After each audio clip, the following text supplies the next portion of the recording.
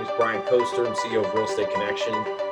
Yeah, my name is Adam Sullivan. I'm a senior strategic relationship manager here at Zillow Group. The way I kind of approach business models now is you either have a static model where you don't really have much change, like it stays pretty even keel.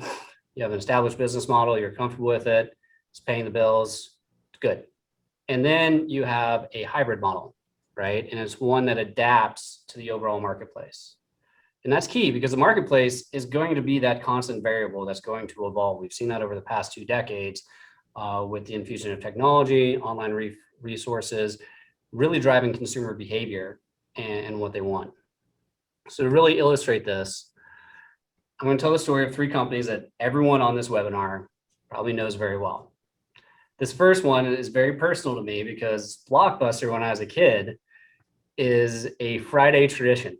I remember getting out of school, and as long as I had good behavior, my dad would take me over to Blockbuster, and I'd cross fingers that they'd have my Nintendo games that just came in. Yeah. Or there'd be the movie that just came out, and there's nothing more painful than scrolling through and all of a sudden it's like all gone. But if everything went right, you got the video game, you got the movies, you got the candy, right? It was perfect. And Blockbuster knew that at the time in the 80s and 90s. And they did so well to where they basically became the gold standard for brick and mortar. And at their peak, they had 9,000 stores, had about $6 billion in annual revenue. And back in 1989, they're opening a new location once every 17 hours. Starbucks, very similar in the fact that it's a well-established brick and mortar business, been around for almost half a century. And if someone's thinking about coffee, Starbucks is probably crossing your mind. And their business model at the time is they wanted Starbucks available to everybody, right? I mean, they already had a loyal customer base. They had stores everywhere, very profitable. They had brand recognition.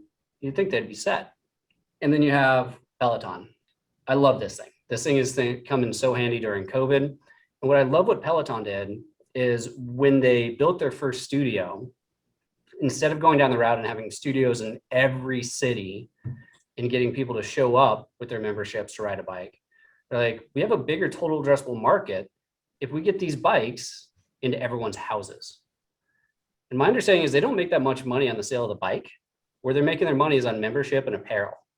And the fact that they've addressed a larger addressable market versus just having a brick and mortar and studios everywhere, they had a competitive advantage right out the gate.